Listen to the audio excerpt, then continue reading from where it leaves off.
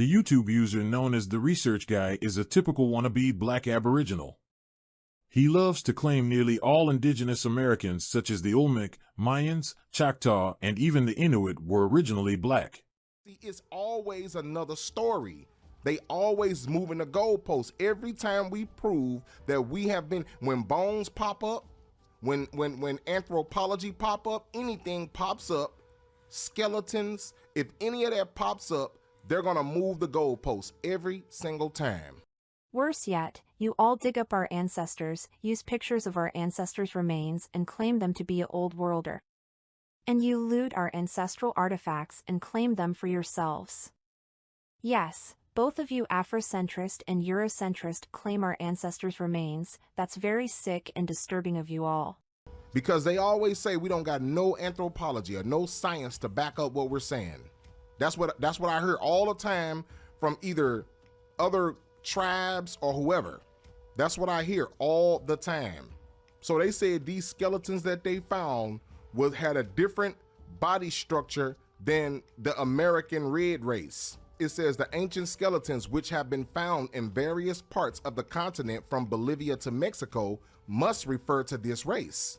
It says worthy of attention in this regard are the two skulls with exaggerated prognathism, a lower forehead, highly developed processes, and strong superciliary arches that the enlightened professor Dr. Don Juan de Dios Caraquila found in the mountains of Sumapaz. The Research Guy also brings up old outdated craniometry studies from pseudoscientists.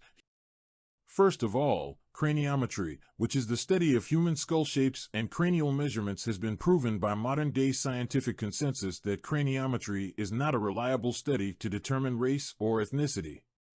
Because it's been documented that similar skull shapes and cranial measurements can be found in different racial groups. Even different ethnic groups within any particular racial group often have different cranial measurements and skull shapes. Trying to rely on craniometry to determine race is an outdated study. You can't find an accurate racial classification when some populations from each racial group all have similar craniometry results. Skull shapes can change from one generation to another due to forces of the environment and changes in lifestyle and so on. Secondly, craniometry has been used by Eurocentrics to claim the kings of Great Zimbabwe were European based on similar cranial skull shape comparisons. In the past, Eurocentrists in the field of anthropology have tried to prove that black people have low IQ using craniometry. The historical study of craniometry has been used for eugenics and pseudo-racial classification, often used for racist agendas. Eurocentrists and Afrocentrists in the United States have often used craniometry to label ancient Native American remains as Old Worlders. They both try to label themselves as the first Americans, calling the Native Americans the invader, which is often a plot to get land and indigenous rights. Only the peer-reviewed studies of dental traits and DNA can find the accurate identity of any ancient remains across the world. Furthermore, most ancient skulls found across Mesoamerica and the Americas have been proven to have the Native American shovel-shaped incisors or shovel-shaped dental trait, which are also found in today's Native American diaspora. These classic Native American dental traits are not found in any African or Negroid population. All ancient Native American skulls who were claimed to be either African or European using craniometry has always been proven otherwise to be Native American by the studies of DNA and dental traits. The Research Guy has brought up some old post-Columbian Black American graves from the Virgin Islands. He tried to present these graves as Black Aboriginal. Once again, his source is another pseudo-source which is not backed up by the peer review, which was shown to be a post-Columbian grave site. All the earliest Black American grave sites found across the Americas has been proven to be either post-Columbian Gullah, Freedmen, or Maroon peoples. The Research Guy needs to come clean and accept the fact that he and all Black Americans are direct descendants of either Black African slaves or African immigrants. Rock heads 9 feet tall face the ocean in southern Mexico. Archaeologists call them Olmec heads after their name for the Indians who carved them. You see that? It says it calls them Olmecs after the Indians who carved them. Now, my question is, why would American Indians be carving Negroid heads of Olmecs? Afrocentrists and Black Aboriginals often point to the wide nostrils and full lips found on various Olmec colossal heads, claiming these facial features are their absolute evidence. Like I explained in previous videos, wide nostrils, broad noses, and full lips are not limited to the Black diaspora. Human populations living in warm tropical climates for thousands to tens of thousands of years have developed wide nostrils and broad noses, which is a natural adaptation to these climates. Wide nostrils and broad noses allows for better air circulation between the nose and lungs to help keep the lungs cool, which is crucial because the body struggles to sweat in warm, humid climates. These nose features also helps to bypass the need to breathe through the mouth during physical activity, thus preserving precious water in the body. Tropical indigenous populations are found in the tropical regions of Southern Asia, the Pacific Islands, West and Central Africa. Likewise, many tropical indigenous populations living in the Amazon, Central America, southern Mexico, and the American Southeast have developed wide nostrils and broad noses in these tropical regions. All these tropical human populations outside of sub-Saharan Africa have no Negroid DNA, all their broad features clearly evolved locally. As for full lips, these features can be found in any racial group, more so with tropical populations. The Black diaspora does not own full lips and broad noses, because some of them definitely look Negroid. I'm not saying all of them, I'm gonna be fair, because some of them do look Asiatic. But some of them look Negroid, definitely, without a shadow of a doubt. So why would Indians be carving some people that they supposedly never seen before? It's the honest to God truth. When you look at the Olmecs, some of them look Negroid, some of them look Asiatic, and some of them look like a mixture. They don't all look the same. Like, that's what I have said, the same thing that this author just said. He said it looks like the prowess of a multiracial society, and it does. It looked like there were different groups of people who were here that mixed together. That's what it looks like. It says, unlike the Norse, the Africans and Phoenicians seem to have made a permanent impact on the Americas. The huge stone statues in Mexico imply as much. It took enormous effort to quarry these basalt blocks, each weighing 10 to 40 tons, move them from the quarries 75 miles away, and sculpt them into heads 6 to 10 feet tall. Wherever they were from, the human models from these heads were important people to be worshipped or obeyed or at least remembered. So my question is, if you have to ask or you're not sure where these Olmecs come from, how can you automatically attach them to a certain group of people and say these Olmecs are these people and they come from this origin? Because clearly you guys did not know that. And since you did not know that, how can you say they are not so-called African Americans today? The Olmec art depiction of the diverse indigenous American phenotype was on point. The Olmecs had come across various diverse-looking people in their trade routes, and many diverse-looking people from across Mesoamerica and Central America immigrated to the Olmec kingdom when they began to expand over 2,000 years ago. The Olmec's immediate trade network spanned throughout Mesoamerica and into Central America. The Olmecs were also connected to relay trade networks that spanned from northern South America to southern regions of North America, including the Caribbean islands. The Olmecs were among the earliest cultural influencers of Native America. They helped spread the corn into North America and South America. The Olmecs came across so many diverse-looking people that they paid homage to them with their various small sculptures, jade masks, and colossal heads. Most of the small sculptures were lifelike depictions of various native phenotype, while their colossal heads were more of a crude depiction of the eyes and head, but they were on point with the nose and lips, which were depiction of tropical native phenotype. Perhaps they exaggerated the eyes and head. It certainly was a challenge for the Olmecs to carve accurate depictions of the eyes and head on such a large stone. After studying the various Olmec sculptures, I've noticed that they focused on 3 Native American phenotypes. I call these phenotypes the tropical Native American phenotype, the common Native American phenotype, and the classic Native American phenotype. These phenotype depictions represent a universal depiction of all natives of the Western Hemisphere. The smaller sculptures, and to a lesser extent the colossal heads, when compared to many natives across the Americas, reveals close resemblance in native phenotype features, because naturally most natives share at least some phenotype resemblance due to common origins. The Olmecs also recognize diversity in looks, which is a natural adaptation to various climates and environments. Most art depicted the commoners, traders, foreigners, immigrants, while some depicted the royalty. Some Olmec art depicted the classic Native American eye folds, which is found on most natives across the Americas, while other Olmec art depicted tropical phenotype features such as broad noses and full lips. The Olmec sculptures, jade masks, and to a lesser extent the colossal heads are closer depictions to Native American populations throughout the Americas.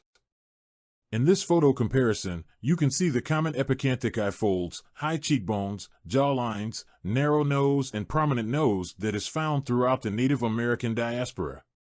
The comparison also shows the tropical broad nose and full lips facial features found in tropical indigenous American populations. The descendants of the Olmecs still live around the San Lorenzo area of southern Mexico. Afrocentrists can nitpick and point out that some sculptures look African, while Eurocentrists can find another that looks European. Some Olmec sculptures look Chinese too. But like I said, the Olmecs gave a very good universal facial generalization of the Native American diaspora, which is diverse. It is possible that some populations in different racial groups can have similar facial features. However, the indigenous population of southeastern Mexico resemble the Olmec art the most. Just take a visit to San Lorenzo, Mexico and see for yourselves. It's obvious that pseudo-Afrocentrists are ignoring the tropical native populations of Mesoamerica and Central America. Furthermore, there are still millions of Olmec descendants found in various indigenous ethnic and tribal groups of southern Mexico. These indigenous populations of southeast Mexico have the closest look to the Olmec colossal heads, especially in photo comparisons that compare facial shape characteristics. The Olmecs and their descendants have round, flat, and wide faces. In this photo comparison, you can see the rounder and flatter faces, as well as wider faces of many southern indigenous Mexicans, which are not general facial characteristics of sub-Saharan African or the entire Black diaspora. Not to mention the tropical Native American broad nose and full lip facial characteristics that are clearly displayed on the colossal heads. The Olmec artwork is depicting the Native American diaspora. The Olmecs are Native American. With the recent DNA evidence found that points the Olmecs to Native American haplogroup A, the Olmecs are clearly Native American. I have yet to see the research guy or any Wabo provide DNA evidence of these so-called Black Aboriginal Americans. Instead, they try to pass off blood type Rh as evidence to create a pseudo-connection between Native Americans, Black Americans, and his mythical Black Aboriginal race. DNA is the building blocks of life. DNA does not lie. DNA is the best way to determine racial grouping, while blood type only reveals what type of blood a person has, which isn't DNA evidence. Racial groups such as Black Americans do have Rh blood type, but that is also found in some Eurasian populations. Any particular blood type can be found in different racial groups because we are all humans. Furthermore, it's impossible to collect blood from ancient remains to prove an origin to a particular continent because blood is the first to decompose. Using the scientific studies of haplogroup DNA is the best way to determine any person's racial ancestry and the origins of any racial group going back as far as 100,000 years ago. Decades of peer-reviewed scientific studies has already determined the origins of all racial groups. All right, since y'all always screaming about DNA, watch Frank Joseph reveals what the Olmec DNA told them. Watch. And there are still native blacks in Mexico. That's never been explained by archaeologists before Columbus arrived. DNA tests done on them. DNA tests done on the bones of some of the Olmec people, not all of them, the ancient remains, show a definite genetic trace, not to Africa only. You see that? He says some of the Olmecs had African DNA, and many of the so-called Black Americans descend from those Olmecs, period.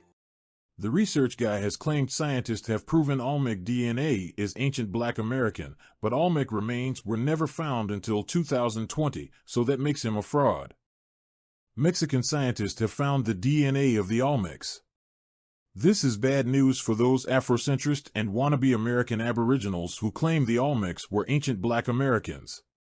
A recent 2020 DNA study was conducted by scientists from the National Autonomous University of Mexico.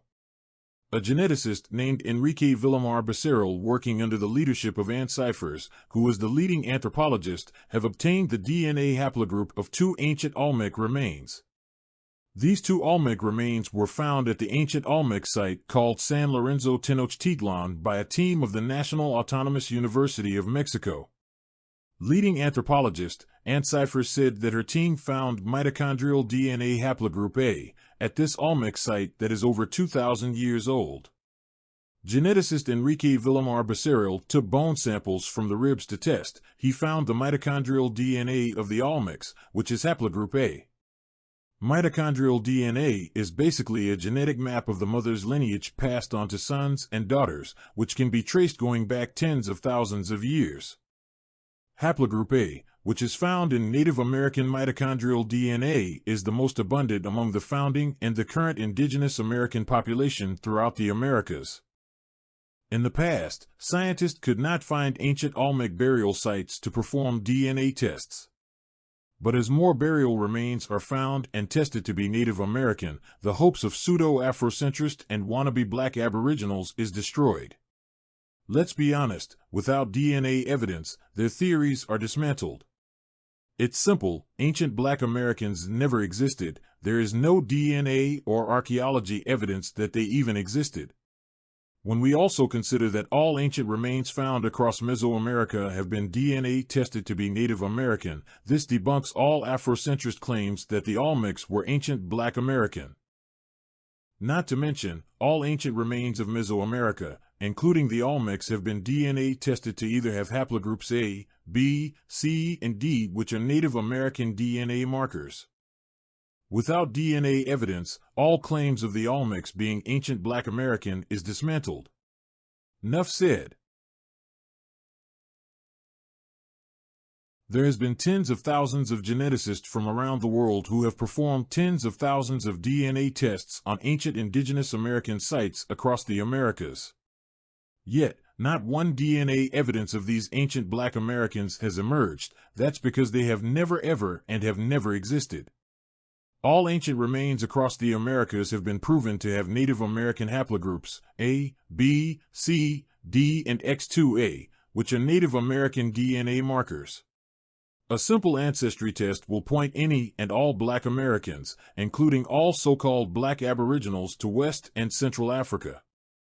Geneticists have proven that all Black Americans possess Black African DNA markers such as haplogroup L, which are not found among any modern-day full-blooded Native Americans or among any ancient remains across the Americas. Man, y'all always screaming about y'all African ancestry and taking a DNA test, but why take a test when you hear things like this? Watch this. Look and see, but you told me that I'm European. What we told you was that your Y chromosome goes back to Europe, meaning that there was a European male in your family lineage, and that was part of what we see on your Y chromosome test. It doesn't mean that you're European. It doesn't mean that you're European. You see that? You took a DNA test, it says European, but it doesn't mean you're European. Well, what does it mean exactly?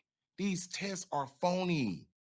They're basically saying this swab envelope with... I'm going on a journey to find my roots by taking DNA tests from 3 different companies, AfricanAncestry.com, 23andMe, and Ancestry.com. The question is, will these tests give me the same results? Each of us has surprises hidden in there. First up, my mom's DNA, which each company traced back to Africa. African Ancestry told me I have some of the same DNA as the Jola people in Guinea-Bissau today.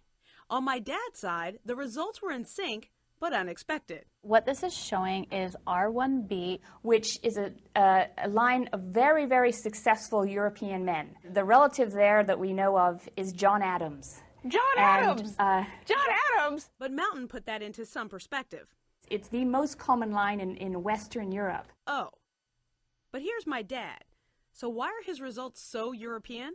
Many African Americans have at least one paternal line that traces back to Europe because of the relationships probably between slaveholders and slaves. So while perhaps shocking, history helped me understand the results, but the lack of a family history is often a reason why blacks trace their roots.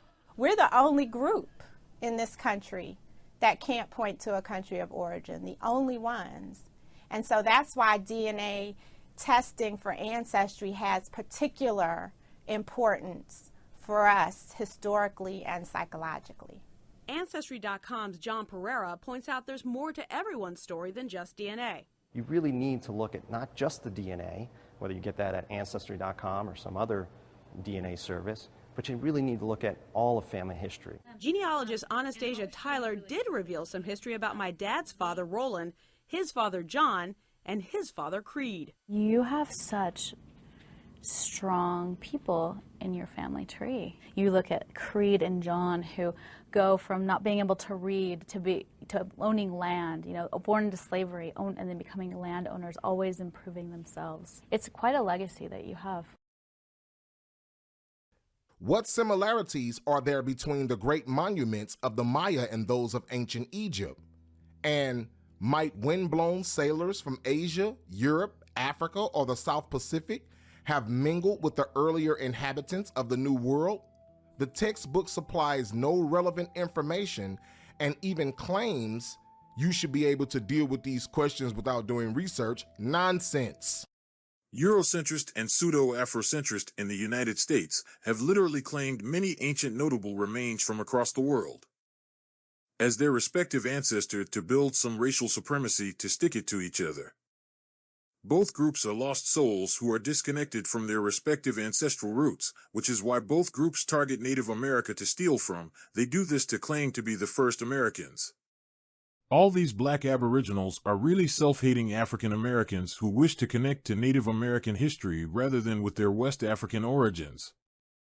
I call out the research guy to prove otherwise. He has literally no evidence other than superficial similarities, revisionist racialism, and pseudo-sources. He and the Aboriginals have yet to give us the names of their tribes, their languages, and show us examples of their cultures and their evolution in the Americas. They have no history to reconstruct because they never existed. The research guy needs to come clean and accept the fact that he and all Black Americans are direct descendants of either Black African slaves or African immigrants.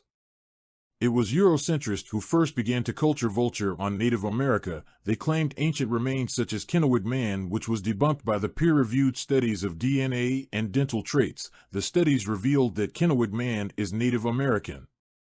Following in the footsteps of Eurocentrists, these Afrocentric pretendians have picked up the mantle. This is all indigenous erasure. Black Americans are part of the Black diaspora. They are direct descendants of West African slaves brought to the Americas. They are part of a history of Africa that rivals any in the world. They come from a history that is real. They come from beautiful sub-Saharan African cultures. Black Americans have made many contributions to the United States, and they fought hard to overcome slavery. There is no need for any Black American to culture Vulture on Native America to build pride in themselves. Dear Research Guy, you and your wannabe Aboriginals have no DNA evidence, no evidence of dental traits, or any peer-reviewed archaeological evidence. All you have to offer is old outdated pseudo-sources from various pseudo-scientists and pseudo-historians, of whom are all outdated. These pseudo-historians and pseudo-scientists of the old colonial past have often relied on misclassifications of racial groups involving racist eugenics. All you wannabe Aboriginals have no living authentic indigenous cultures. You have no indigenous languages. No living tribes and nations. You have no indigenous history. You're all just creations of your wild imaginations. A Native American tribe in Minnesota recently welcomed home 5 of its ancestors, more than a century after their remains left the state. Their burial sites had been looted by a white landowner who took them to Connecticut. The remains sat in a basement until state officials stepped in, hoping to right a wrong. As Native American Heritage Month comes to a close, reporter Kaomi Lee of Twin Cities PBS has this story. On this October day, despite the bitter wind and cold, a homecoming occurred. Some 120 years after being removed from their graves in Minnesota, 5 Dakota ancestors finally came home. Dozens of members of the Prairie Island Indian community gathered at a burial site an hour south of Minneapolis. It was a sacred ceremony, one we were not allowed to film. The ancestors were carried down the hill as drums rang out. A ceremonial fire was lit, and their remains were placed on scaffolding in the open air.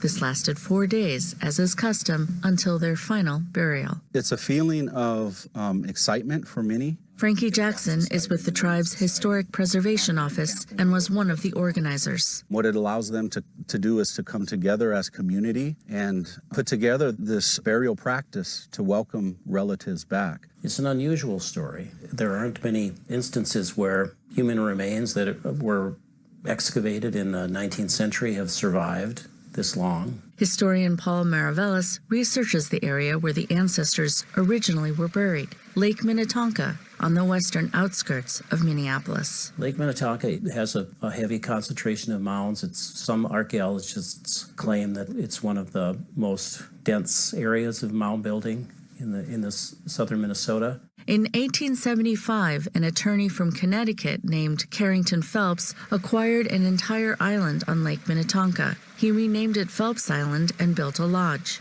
It was also home to 2 Native American burial mound groups. The lake was considered sacred to the Dakota and other tribes who used it as their final resting place. Almost 500 mounds at Lake Minnetonka that were counted and mapped in the 1880s. Most of these were excavated at Lake Minnetonka by 1890. There wasn't a sense that they should be preserved as we think today.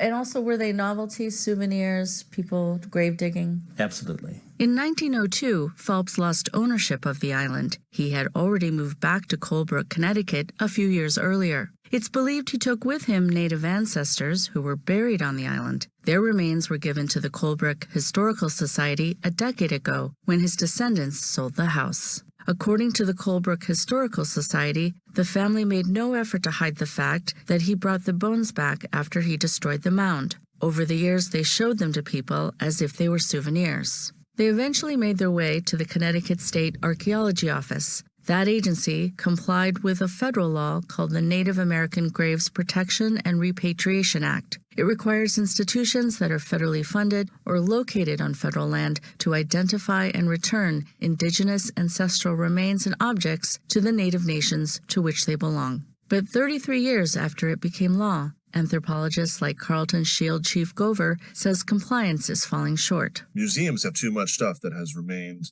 unanalyzed and unstudied since it was recovered in 1930s, 1940s, and no one's touched it since. We still have so much stuff that has remained unanalyzed. A ProPublica investigation this year found that a handful of American institutions, including prestigious museums and government entities, still had not repatriated large numbers of Native American ancestors. The law doesn't address Native remains in private collections, as was the case with these ancestors. That helps explain why it took so long to return them to Minnesota. The relatives that are coming back here now is just one example of the tribes working collectively to reconcile relatives outside of Minnesota. Frankie Jackson says bringing home their ancestors has been rewarding and worth the effort. To play just a small role in that is incredibly rewarding and satisfying. But more importantly, for the Dakota Oyate that reside here in Minnesota, it's one of those ultimate acts of sovereignty to be able to reclaim our relatives in this way. For the PBS NewsHour, I'm Kaomi Lee in Welch, Minnesota.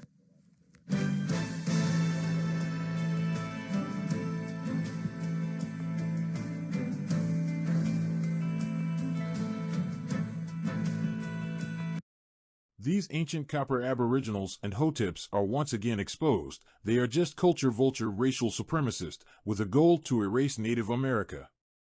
Nuff said. Now let's pay tribute to both sub-Saharan African cultures and indigenous American cultures. Thanks for watching. It is another world, thriving with 100 million people, connected by elaborate roads, bridges, and social networks spanning continents, with monumental cities aligned to the heavens, and some of the greatest civilizations on Earth. This is America more than 500 years ago. Native Americans create America's first democracy that later inspires the United States Constitution. Shape Mississippi swampland into the largest pyramids on the planet. Carve Andean mountain slopes into fields that feed millions. And domesticate plants that now provide 60% of the world's food. They elevate America's natural beauty into spiritual beliefs that echo across 10,000 years. And dig deep into those beliefs to survive the worst loss of life from disease and genocidal warfare in history. We are not dead. We're often referred to in the history books in the past tense. But here we are in the present, and we're going full force. You know, we're still here. The Inca traditions, the Inca knowledge has never disappeared. It's still alive. It's not a religion, it's a way of life. When I come out onto the water, there's a connection to my ancestors, a relationship that goes through my blood and my veins. As a Comanche woman, this just completes me because all of my relatives were here. They probably prayed for us and prayed that someday we would be here and our culture would continue. The people that have lived here have understood this place, and this knowledge has been accumulated over thousands of years. The past is also part of the present. This is a new vision of America and the people who built it. This is Native America.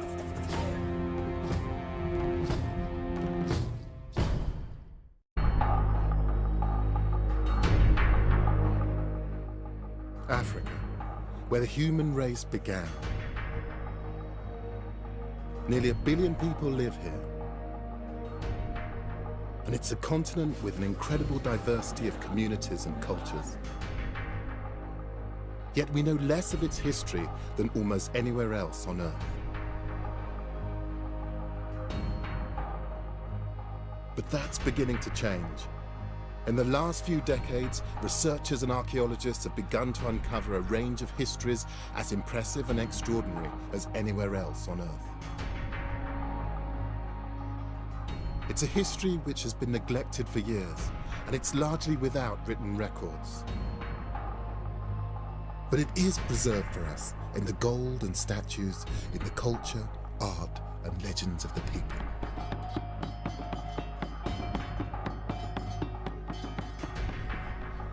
My name is Gus Casely Hayford. Over many years, I've studied the history and culture of Africa. As an art historian, I'm used to drawing stories from mute objects from the past.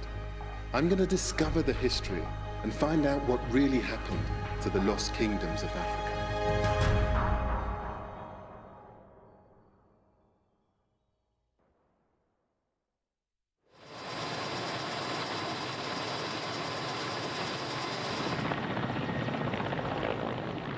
I'm beginning my search in the far north of the continent, in what is now known as the Sudan. I'm looking for the legendary kingdom of Nubia. Nubia is the traditional name for the northern part of Sudan, near the Egyptian border. For thousands of years, a civilization dominated the area there, in what's now the Eastern Sahara. It's first mentioned by the ancient Egyptians as a primitive outpost, a source of slaves and treasure, dancing girls and restless. To the Romans too, it was a barbarian wasteland. Yet these people were conquerors in their own right, ultimately defeated not by their rivals, but by their environment. Nubia has left us some of the most spectacular monuments, not only in Africa, but in the whole world. There are more pyramids here than there are in Egypt. This was a major civilization, but its history is barely remembered. So what was Nubia actually like? How powerful was it? And what happened to it in the end?